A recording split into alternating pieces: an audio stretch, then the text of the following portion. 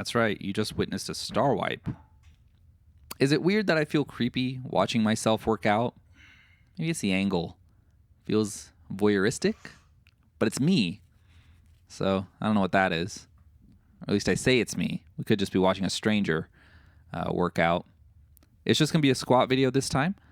I helped a friend move the prior week. So, I still worked out, did the other days, but it was at sort of a gym, and I'm not going to record in a gym. So you just get this squat video in all its glory. I'll be honest, when I lifted that 135 pounds before, it felt so heavy. Like I did not think I would be able to do any of this. My back has, some mild lower back soreness, not pain, but, from all the moving. So I really did not feel that I would be able to complete this workout, but I just kind of went for it, and I'm very happy I did. It's going to be all transitions from here on out. And so, this 175, it feels kind of heavy on the back, but then when you start, I was shocked. I got more than maybe 3 reps on this one. So, it definitely did better than I expected. And, hopefully we'll keep seeing improvement. So, I'll go over the week. I didn't record it all, but on the overhead press, I did, for my top set, 105 pounds by 9. For deadlift, I did 260 pounds by 7. And then for bench, I did 140 by 11. So, we're still going to have to up those 1 rep max numbers for the next go around to, maybe get that rep range a little bit lower. I will say for that deadlift, I hook gripped for the first time in my life on that last rep, just because I wanted one more and I felt like my grip was limiting. Like I said, I'm not going to do a mixed grip until we get a little bit heavier.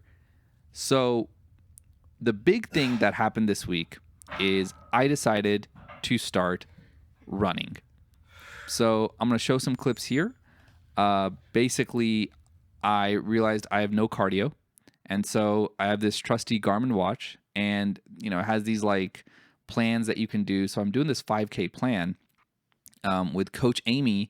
It's just like a computerized thing. And as you can see, I started off, she was very confident that I could do my plan. That confidence dropped very quickly, but then very slowly, there you go, building it back up.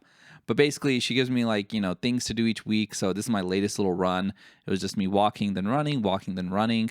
And hopefully with this, I'm not doing this to get a fast 5K time or anything.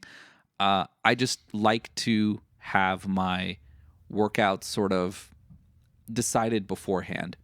And I don't really know, there's some running plans and stuff online, but this is just kind of the easiest way for me personally to just have something to do and to have some kind of progression scheme for running. So I wanted to keep up with the cardio because I think this week I hit 172 pounds on my weight. Maybe one day in the future we can go over like what my body weight, body fat percentage, all that stuff is doing during this time. But since I started working out like this, I probably put on like 4 pounds, 3 or 4 pounds. And that's in maybe 6 weeks, 7 weeks, which that's not crazy. Obviously, there's an upper limit to what I'm willing to put on. But, I kind of stopped the cardio. I used to run a little bit. And so I was worried that, if I ran, it would cut into me building muscle or my ability to work out.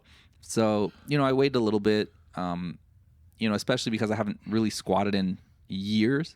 So I wanted to make sure I got like sort of a baseline of, okay, this is how fast I recover. This is how many days it takes me to feel like, I've recovered from a squat session or a deadlift session. So I think with that Garmin plan, I'll maybe have a day before the squat session and a day after the squat session, maybe 2 that I'm not running. And then the other days is when I can run. And I think it's really not going to make much of a difference at all.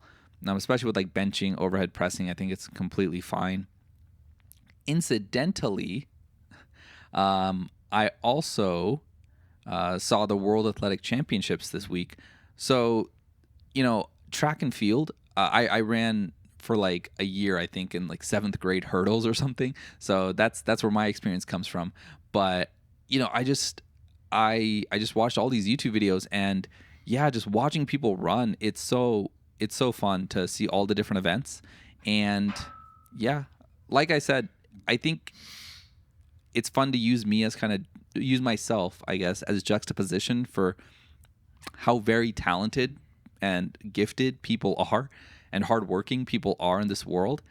And man, just seeing some of those people run, absolutely phenomenal. And not just running, right? There's like high jump, discus, all that stuff. So, and there were a few people who were over 30 years old. So I want to congratulate everyone there. Yeah. And that NBC Sports channel, I mean, they put up all this stuff on YouTube.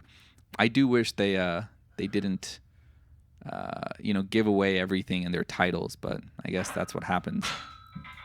But anyways, I think one thing that, again, I want to sort of highlight on this channel, not just for people watching, but for myself, is sort of, again, just how talented people are.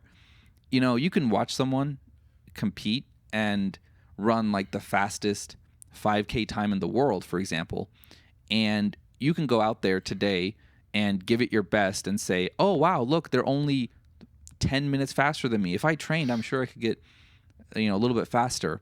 But once you actually put in, I don't know, maybe like a year, 2 years of hard work into actually trying to get better yourself, you can kind of see, I think, the trajectory of your own limits. Like you can see what your own limits are. You can say, hey, I worked for 2 years on this thing. I got, X% better.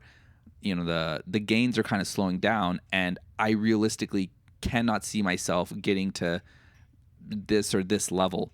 And that's when I think you can look at some of the best people in that field. And I mean, like, you can look in not just athletics, but, in, I don't know, some, chess or something. And that's when you realize, wow, this person is so talented. This person is so hardworking, and you can really understand how good they are. So, maybe with running as well, I'll destroy any ego I have in that regard as well. But yeah, some of the standouts. I mean, yeah, from the USA, there was Sha'Carri Richardson, Noah Lyles. I mean, they just killed it. And then there's like from the Netherlands, I think there were some photo finishes at the end. Femke Bol had a comeback in the 4x400. That was ridiculous. And then India had the javelin medal, gold. That was pretty cool as well. So in any case, it is fun to see these athletes, and especially in some of these views, you really see like how fast and how good they are. It's really nice to see, and it's cool to see, like, I guess, young people sort of succeed in that way. And honestly, I didn't even know that this kind of existed outside of the Olympics on this scale. I mean, I assumed it did, but I didn't realize it was such a big deal. So I'm looking forward to the Olympics next year for all of these events. And then, afterwards, I think in 2025, they'll have them in Tokyo as well. I think the big takeaway was it's a good thing that my physical and financial well-being does not depend on my athleticism in this world that we live in today. So the future. So week 3 of this cycle is coming up. So maybe I got a bit stronger. So we'll see if those maxes went up at all. And then I'm organizing my life. It's a little bit cluttered now, but maybe in the next few weeks, hopefully I can start implementing more changes like diet improvements or something. Oh, and what am I listening to? The Line by Soul. But also there's a song called The Line by Mood Rings. Both are good. And yeah, I'll see you guys next time.